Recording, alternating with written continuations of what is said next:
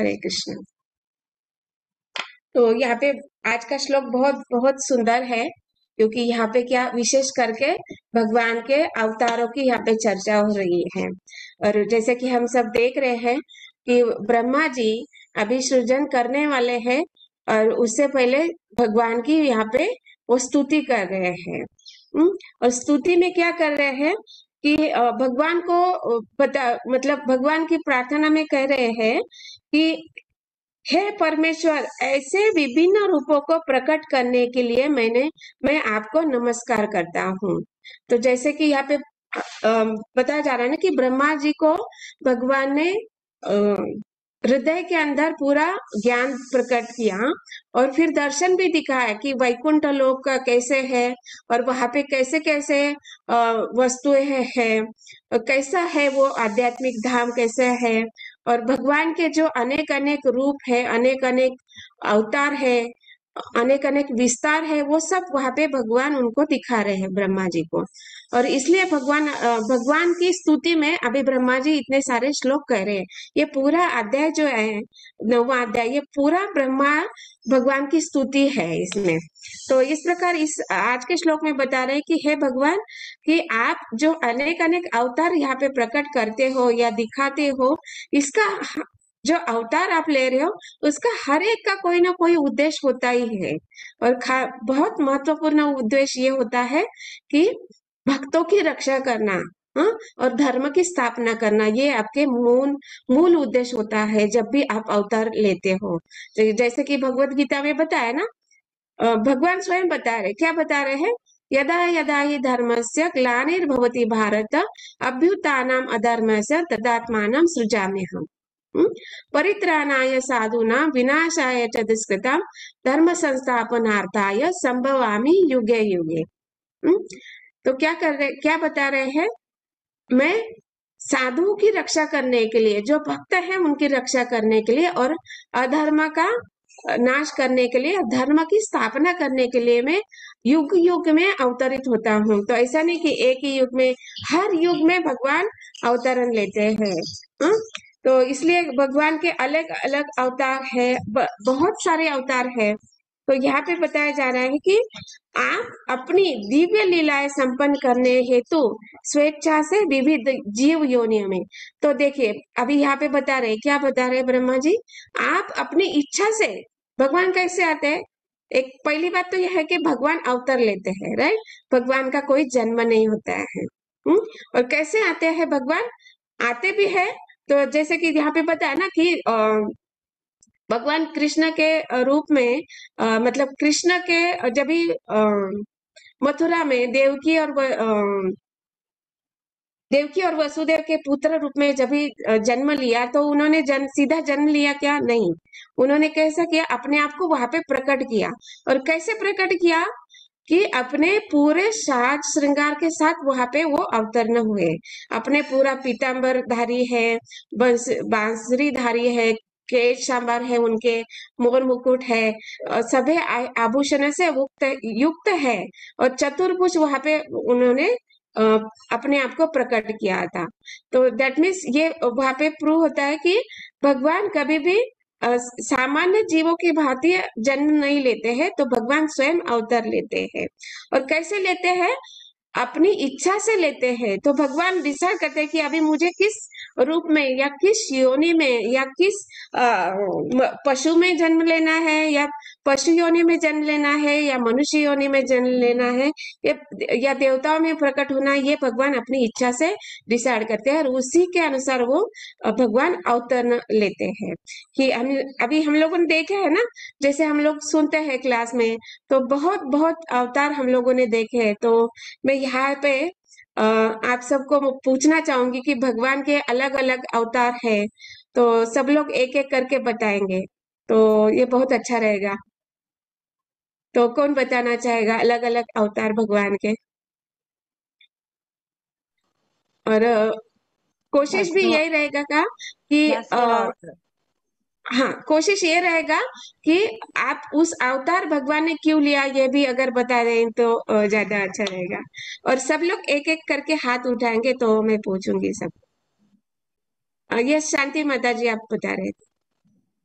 नरसिंह अवतार लिया, भक्त का इच्छा पूरा करने के लिए, भक्त का रक्षा करने के लिए अवतार लिया। हाँ, तो प्रहलाद को। हाँ, यस, प्रहलाद की रक्षा करने के लिए। और उसका पिताजी का पाप कर्म बहुत था ना, वो भी नष्ट करने के लिए अवतार लिए। हाँ, यस माता जी, बहुत सुंदर। यस, शांति लता माता जी।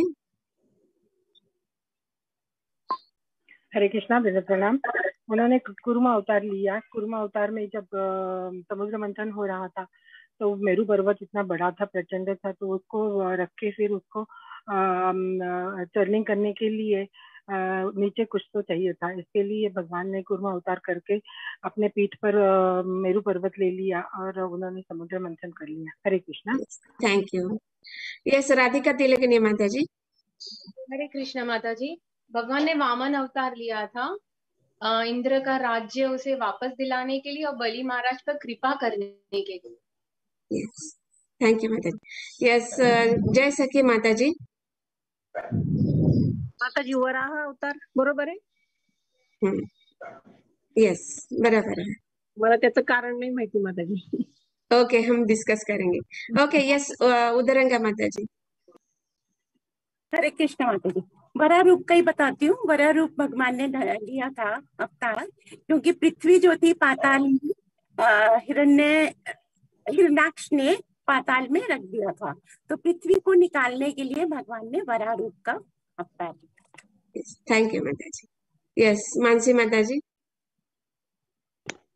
हरे कृष्णा, सभी को दंडवत प्रणाम। नरसिम्हा अवतार लिया था प्रहलाद महाराज की रक्षा के लिए, उन पर कृपा बरसाने के लिए और हिरण्यकश्यपु का उद्धार करने के लिए नरसिम्हा अवतार। यस, थैंक यू माता जी। यस, और कुछ याद आ रहा है किसी को?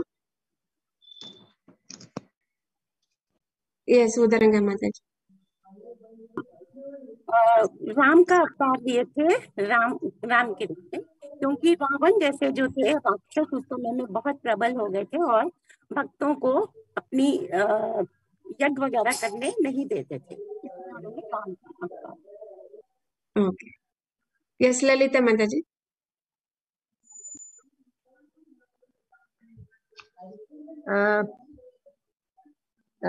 भगवान ने कपिला मुनि के रूप में आया, अपने माता जी को सेल्फ रियलाइजेशन के बारे में बताने के लिए।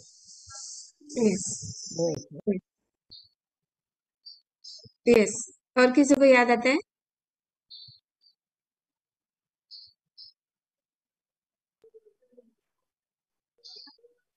यस, उदरंगा माता जी, आप कुछ कह रहे हैं? माता जी, सत्य अवतार में नारद मुनि जो आदि गुरु भी हैं और बहुत बड़े मतलब ब्रह्मा जी के पुत्र हैं और आदि गुरु भी हैं। उन्होंने ध्रुव महाराज को, प्रहलाद महाराज को, सबका उद्धार किया। उन्होंने उनको भक्ति प्रदान की। यस, थैंक यू माता जी। यस, ललिता माता जी। भगवान व्यासदेव रूप के फॉर्म में आया। व्यासदेव जी ने एक वेदा को 4 वेदा बनाया, ऋग्वेदा, सामवेदा, यजुर्वेदा एंड अथर्ववेदा।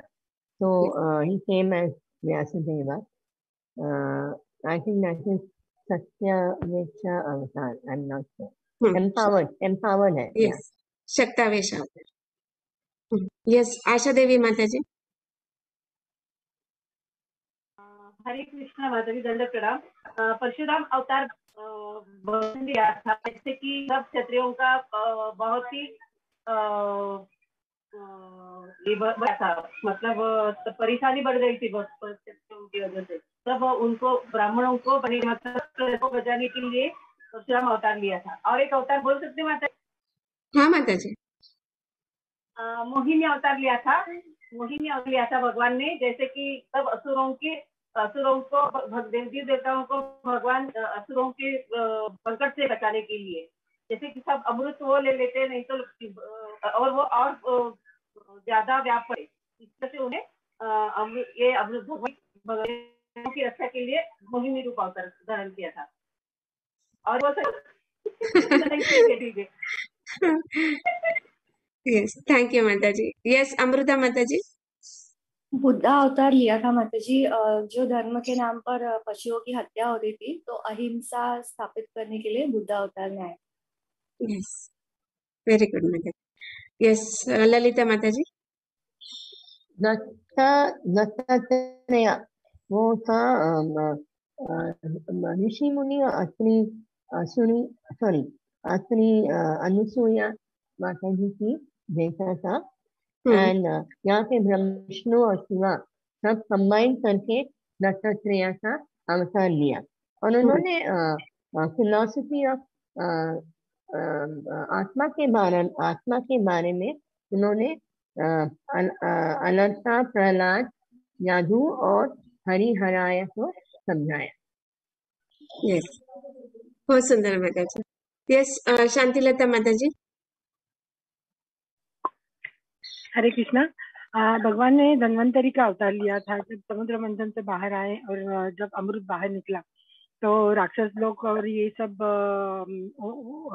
खुद को मिलने के लिए प्रयास कर रहे थे। तो भगवान ने धन्वंतरी का अवतार करके उनको मोहित कर लिया और मोहित करके उनको उनसे मोहित करके फिर वो भगवान देवताओं को पहले अमृत दे दिया।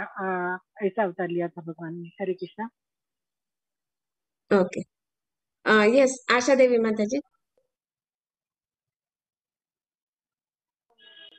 तो जी भगवान ने राज्य लिया जैसे कि हमें मानव जैसे राज्य होना चाहिए अगले वाली सभी पीढ़ियों को कि कैसे राज्य करना है, कैसे जीवन जीना है, उससे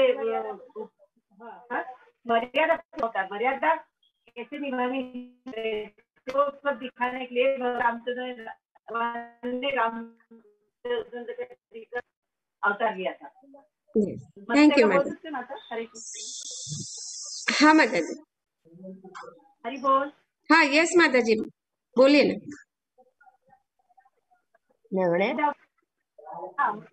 अवतार घेतला त्यांनी मत्स्यावतार पूर्ण म्हणजे अखंड हे ब्रह्मांड पूर्ण पाण्यामध्ये हे झालेलं होतं, म्हणजे सर्व नष्ट होणार होतं। त्यामुळे मग भगवंतांनी मत्स्यावर घेऊन ते राहते ज्यांना हे म्हणू त्यांनी होतं त्यांनी मत्स्यावतार घेऊन त्यांना त्यांना संरक्षण दिलं आणि मग पुढच्या याच्यासाठी त्यांना संरक्षित ठेवलं बाबा, पुढे पिढी पुरत ही झाली। यस, थैंक यू माता जी। ओके, तो यस ललिता माता जी। और भी है वो एक है बलराम और कृष्ण, वो भी अवतार है ना माता ji. And also there is couple of others. He came as Yajna, as son of Prajapati Ruchi and आकृति माता जी के।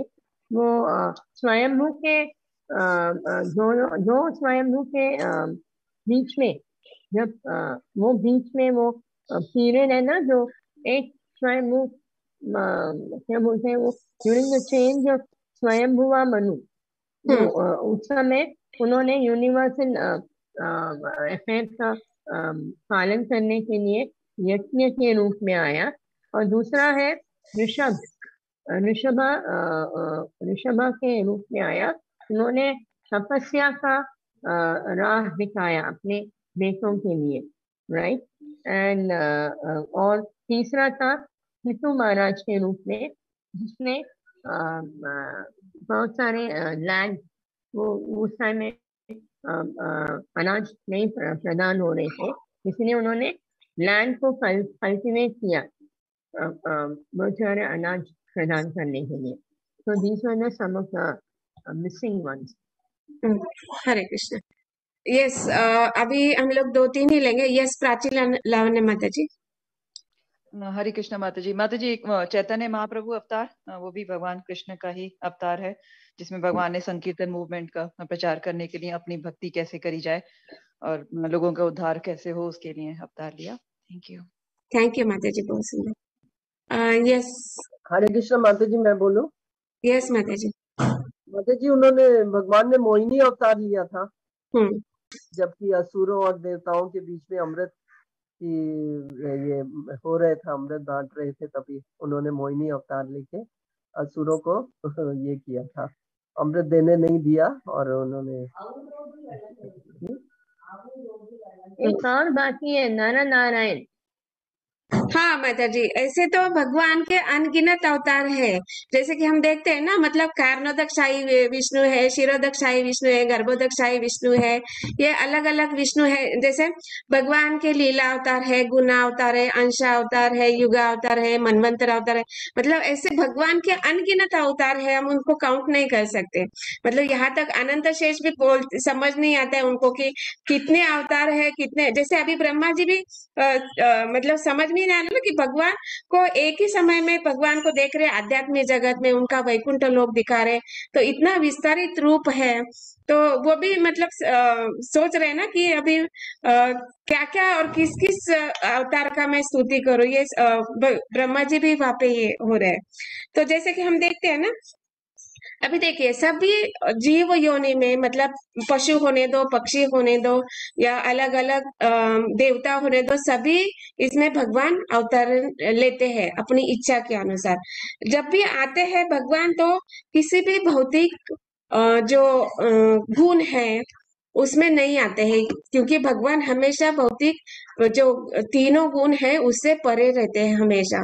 मतलब भौतिकता में जो गुण लागू होते हैं वो कभी भी उनके ऊपर वो अप्लाई नहीं होते हैं, जो भौतिक के गुण है। मतलब फॉर एग्जाम्पल अगर देखा जाए तो भगवान अपने छोटे मतलब बाल अवस्था में रहते हो, केवल एक लात मार के, मतलब पैर उठाने से ही वो शक्टासुर का वध हो जाता है। तो मतलब ये कितने मतलब इतना बड़ा गोवर्धन हिल है, उसको उल्टे हाथ के छोटे उंगली पे उठाना, ये कोई मतलब कोई सोच भी नहीं सकता है। तो मतलब भगवान जब भी आते हैं तो इस तीनों गुणों से परे होते हैं, और वो अपने शक्ति से पूर्ण होते हैं। जैसे अभी शक्तावेश अवतार है भगवान के, जो व्यासदेव जी है, उन्होंने इतना शास्त्र यहाँ पे लिखा है, महाभारत लिखा है, और ये सारे जो वेद लिखे हैं, 4 वेद लिखे हैं, सभी लिखने पर भी उनको सेटिस्फेक्शन नहीं हो रहा था। तो उन्होंने उनको मन में ये हो रहा था कि मैंने इतने वेद पुराण लिखे हैं, लेकिन मुझे किसी प्रकार का समाधान नहीं हो रहा है। तो वो ऐसे चिंता में थे। तो तभी उनके गुरु नारद मुनि वहां पे प्रकट होते हैं और उनको आदेश देते हैं कि आपने सब कुछ लिखा, लेकिन आपने ये जो 4 वेद लिखे हैं वो क्या किया है, धर्म, अर्थ, काम और मोक्ष, ये 4 पुरुषार्थ के ऊपर लिखा है। लेकिन वो जो आपने जो ये सब लिखा है वो बहुत अच्छी बात है, लेकिन वहां पे भक्ति का जो आपने किया है वो बहुत थोड़ी मात्रा में है। अगर आप भगवान की भक्ति का और भगवान की लीलाओं का विस्तृत रूप में अगर विश्लेषण करेंगे तो आपको वो पूरी तरह से सेटिस्फेक्शन आपको प्राप्त हो सकता है। और आने वाले जो कलयुग के जीव है उनके लिए ये बहुत फायदेमंद सिद्ध हो सकता है। तो इसलिए आपको ये भगवान के भक्ति और उनके लीलाओं के अगर आप दिव्य गुणों का गुणगान करेंगे तो ये आपके लिए बहुत अच्छा रहेगा। तो इससे आप सेटिस्फाई होंगे और आने वाली जनता के लिए भी बहुत फायदेमंद होगा। तो इसलिए व्यासदेव ने ये सारे जो 18,000 श्लोक है इनको लिखा है। मतलब ऐसे नहीं, वो पहले से ही ब्रह्मांड में थे, क्योंकि जब भी ब्रह्मा जी को ये ज्ञान बताया गया तभी से वो ब्रह्मांड में थे। लेकिन व्यासदेव ने क्या किया, उनको शब्द रूप दिया और शब्द रूप से उन्होंने यहाँ पे लिखित स्वरूप में हम लोगों के लिए यहाँ पे रखा है। तो ऐसे अलग अलग जीव है। जैसे अभी नरसिंह भगवान है, तो जैसे नरसिंह भगवान जब भी अवतरने हुए तो उन्होंने क्या किया, पहली चीज तो ये थी कि उनको रक्षा करना था प्रहलाद महाराज का, और दूसरा ये था कि जो ब्रह्मा जी ने वचन दिया है कि हिरण्यकश्यप को, वो जो शब्द दिया है, जो वादा किया है, उसको निभाना था ना। तो इसलिए मतलब अपने भक्त हैं, तो मतलब दो भक्त हुए ना, एक तो प्रहलाद महाराज भक्त हुए और ब्रह्मा जी भी उनके भक्त है। तो देवता है ब्रह्मा जी, तो उनका शब्द का पालन करने के लिए भगवान को अवतरण होना पड़ा। तो मतलब जब भगवान अवतरण लेते हैं तो उनके पीछे हर एक के लिए कारण होता है, एक उद्देश्य होता है। तो इसलिए यहाँ पे बताया जा रहा है कि जब आप धर्म के अपने सिद्धांत के दायित्व को पूरा करने के लिए ही आते हैं, तो जो भी भगवान के अवतार होते हैं वो हमेशा धर्म के जो सिद्धांत है उसका दायित्व पूरा करने के लिए आते हैं। जैसे ब्रह्मा जी का शब्द रखने के लिए, और भगवान जैसे अभी प्रहलाद महाराज जी का इतना विश्वास था कि अवश्य रक्षे में कृष्णा, ये जो उद्देश्य है, ये जो उनका विश्वास है उसको पूरा करने के लिए भगवान अवतरण लेते हैं।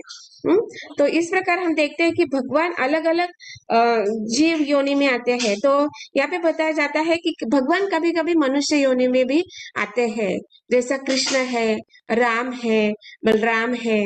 तो कृष्ण यहाँ पे भागवत में बताया जाता है, ऐसे भागवत फर्स्ट कैंटो में अध्याय 3 है, समस्त अवतारों के स्रोत कृष्ण। तो यहाँ पे मेन थिंग ये हमें स्मरण रखना है कि भगवान कृष्ण सभी अवतारों के स्रोत है। भगवान कृष्ण अवतार नहीं है, भगवान स्वयं भगवान है। तो भगवान कृष्ण अवतार नहीं है, उनसे ही बाकी सब अवतार निकलते हैं। मतलब चाहे विष्णु हो या गुणावतार हो, अंशावतार हो, युगा अवतार हो, या जो भी अवतार है, ये सारे भगवान कृष्ण से ही निकलते हैं। इसलिए कहा गया है समस्त अवतारों के स्रोत कौन है? भगवान कृष्ण है। और इसमें पूरे अगर इस अध्याय को अगर आप देखेंगे, फर्स्ट कैंटो का 3rd चैप्टर है, और इसमें पूरा भगवान के जो अवतार है उसका विस्तृत रूप से वर्णन किया गया है कि उनका अवतार कौन से है, और उस हर अवतार के पीछे क्या क्या उद्देश्य बताया गया, ये सारा उसमें डिटेल में दिया गया है। और वहां पे एक श्लोक आता है, श्लोक संख्या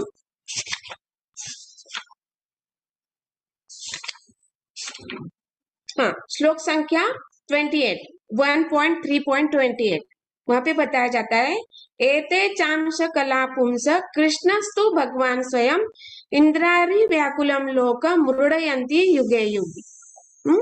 तो अनुवाद इस पर बताया जा रहा है, उपरयुक्त सारे अवतार या तो भगवान के पूर्णांश या पूर्णांश के अंश कलाएं हैं, लेकिन श्री कृष्ण तो आदि पूर्ण पुरुषोत्तम भगवान है। मतलब यहाँ पे क्या बताया जा रहा है कि भगवान कृष्ण जो है वो क्या है, सारे अवतारों के स्रोत है। और बाकी जो अवतार है वो सारे क्या है, भगवान के या तो पूर्णांश है, या तो अंशों के अंश है, या अनेक पूर्णांश कलाएं बताया जाता है। लेकिन भगवान श्री कृष्ण आदि पूर्ण पुरुषोत्तम भगवान है। सारे अवतार उनसे ही आते हैं। वे सब विभिन्न लोकों में नास्तिकों द्वारा उपद्रव किए जाने पर प्रकट होते हैं। और ये भगवान यहाँ पे स्पष्ट बताया जा रहा है कि कभी ये सभी अवतार कभी होते हैं, वे सब विभिन्न लोकों में नास्तिकों द्वारा उपद्रव, मतलब जब नास्तिक इस जगत में कोई उपद्रव मचाते हैं तभी भगवान अलग अलग अवतारों में आते हैं और मतलब प्रकट होते हैं। और भगवान आस्तिकों की रक्षा करने के लिए अवतरित होते हैं। जो आस्तिक है, भगवान के जो भक्त है, उनकी रक्षा करने के लिए अवतरण होते हैं। तो इस प्रकार यहाँ पे बताया जाता है कि भगवान कृष्ण ही सारे अवतारों के स्रोत है, और वो कभी प्रकट होते हैं जब नास्तिकों द्वारा बहुत उत्पात मचाया जाता है, और भक्तों की रक्षा करने के लिए वो प्रकट होते हैं। तो यहाँ पे बताया जा रहा है कि जब भगवान राम भी आए थे तो उनको क्या दिखाना था कि जैसे मर्यादा पुरुषोत्तम, मतलब क्षत्रिय जैसे होता है ना कि पहले जमाने, मतलब अभी भी ऐसे होता है कि अगर कोई क्षत्रिय है तो वो एक से ज्यादा पत्नी स्वीकार कर सकता है। लेकिन यहाँ पे भगवान राम क्या कर रहे हैं, मर्यादा पुरुषोत्तम, एक ही पत्नी को स्वीकार कर रहे हैं। और ये भी दिखा रहे हैं कि अपने परिवार में, मतलब भाई, माता, पिता, पत्नी और सभी प्रजाजनों के लिए हमें कैसे कैसे कार्य करने हैं, क्या क्या उत्तरदायित्व निभाने हैं, वो पूरे अपने जीवन में उन्होंने दिखाया है। और कैसा प्रजा का रक्षा करना है, ये भी वो अपने भगवान राम के अवतार में वो सब दिखाते हैं हमें।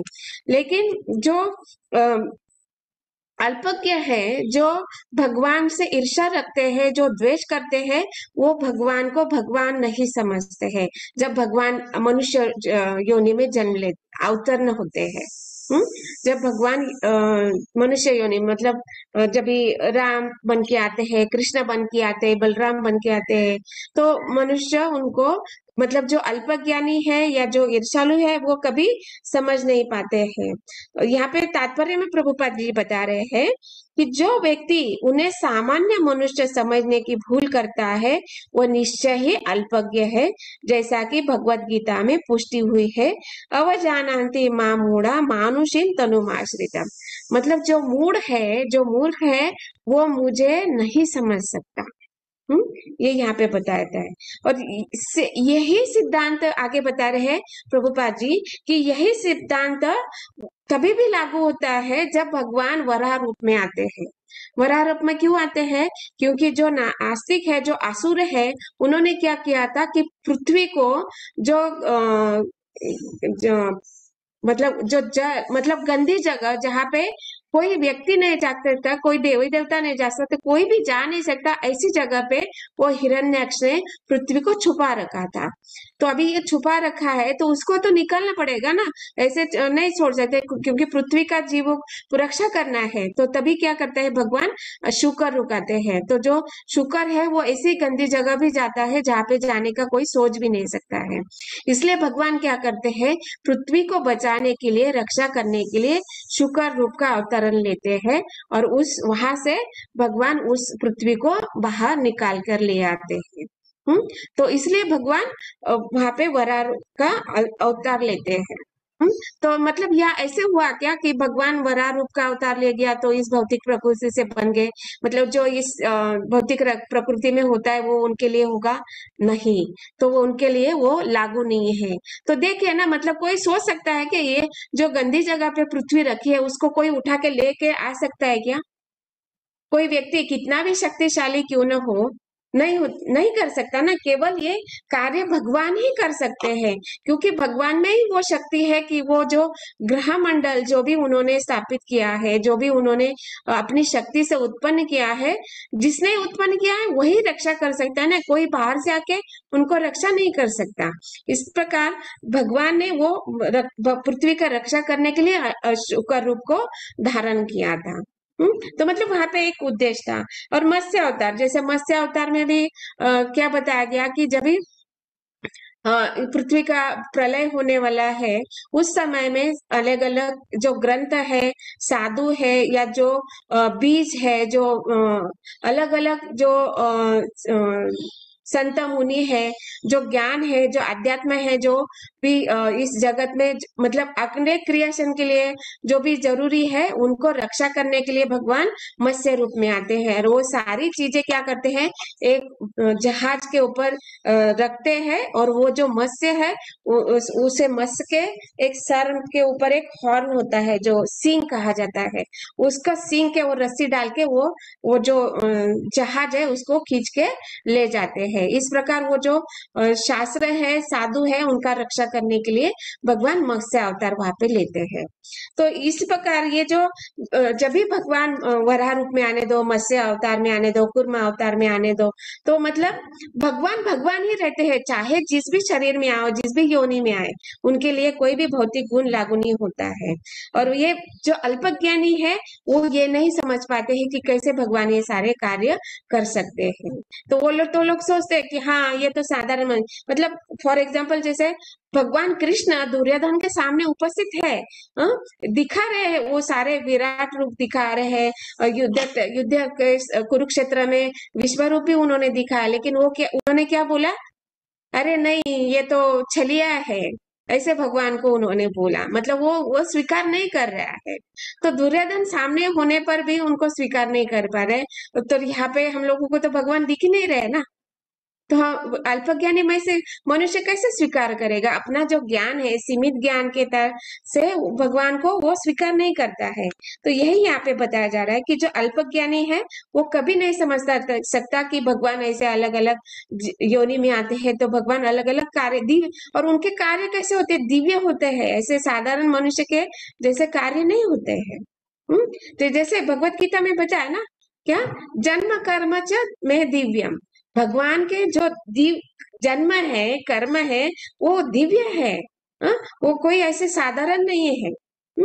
तो इसलिए बताया जा रहा है कि ये भगवान के दिव्य रूप है जो उनकी निजी इच्छा तथा लीलाओं की कुछ आवश्यकताओं के अंतर्गत ही प्रकट होते हैं।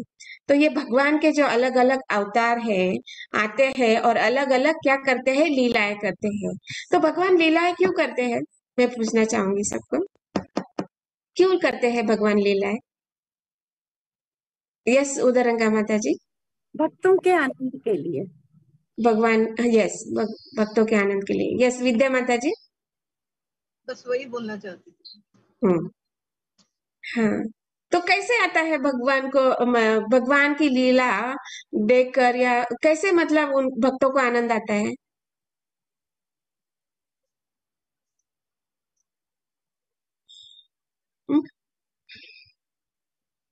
मतलब भगवान ने जो भी लीलाएं की है उसको क्या करते हैं भक्त, स्मरण करते हैं, स्मरण करते हैं और क्या करते हैं, एक दूसरे से शेयर करते हैं। फॉर एग्जाम्पल घर में माता पिता के 2 बच्चे हैं, और वो जो प्रभु जी वो क्या करते हैं, ऑफिस चले जाते हैं, और घर में क्या है, माँ है और 2 बच्चे हैं। तो दिन भर बच्चे क्या करते हैं, खेलते हैं, माँ अपने घर का कार्य करती है। और जब शाम को जब प्रभु जी घर आते हैं तब माता क्या करती है कि सब बताती है, माँ प्रभु जी को क्या बताती कि हाँ आज छोटे बेटे ने ऐसा ऐसा कार्य किया, आज बहुत मट्टी खाया उसने, और आज मैंने बहुत पिटाई किया, या फिर उसने ये कार्य किया वो किया। मतलब क्या होता है ना कि उनके जो कार्य है वो बताते हैं। तो इससे क्या होता है, जब वो कार्य बताते हैं तो वो जो प्रभु जी सुनते हैं कि हाँ मेरे बेटे ने आज ये कार्य किया, तो उनके क्या होता है, उनके ऊपर वो प्यार बढ़ जाता है।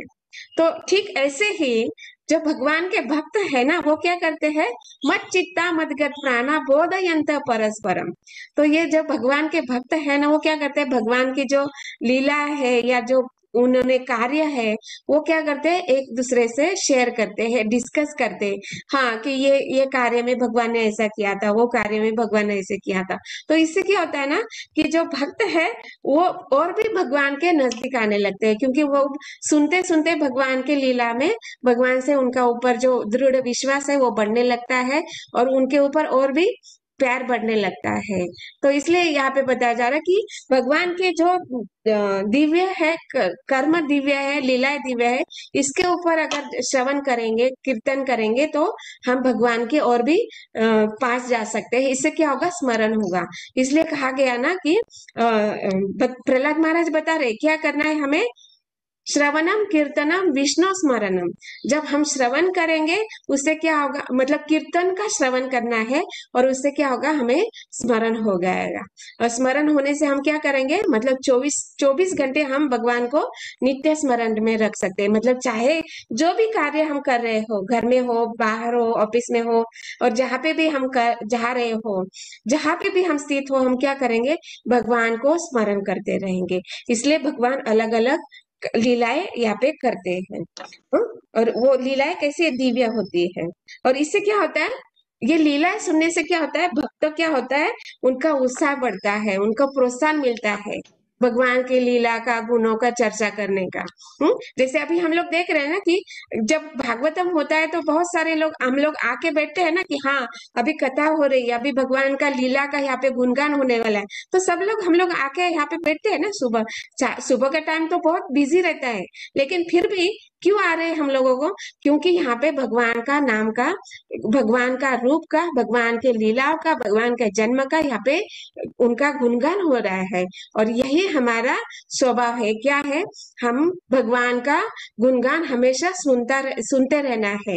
और इससे क्या होगा, हम सारे जो हमारे जो भव बंधन है, हमारे हृदय में जो भी कल्मश है या जो भी अवगुण है, उसको धीरे धीरे कम हो जाएगा ये श्रवण करते रहने से। और इससे क्या होगा, हम अलग अलग कार्य में प्रोत्साहित होंगे। ये यहाँ पे बता रहे हैं। और लास्ट लाइन यहाँ पे बताया जा रहा है, जब जब उन्हें अपने भक्तों का उद्धार करने तथा अपने सिद्धांतों को बनाए रखने की आवश्यकता होता है, तब तब भगवान अपने विविध अवतार में प्रकट होते हैं। तो मेन उद्देश्य यही है कि अपना भक्तों का उद्धार करने और धर्म का स्थापना करने के लिए भगवान अलग अलग युगों में अवतार होते हैं, अवतीर्ण होते हैं इस जगत में।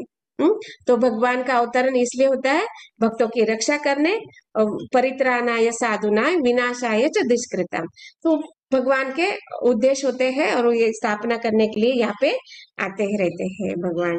तो थैंक यू वेरी मच, आपने बहुत सुंदर तरीके से सब अवतारों के बारे में बताया। तो जो मैं समझ पाई वो यहाँ पे मैं बताने का कोशिश किया है, और अगर इसमें कोई त्रुटि होती है तो सभी प्लीज मुझे क्षमा कर दीजिएगा। हरे कृष्ण।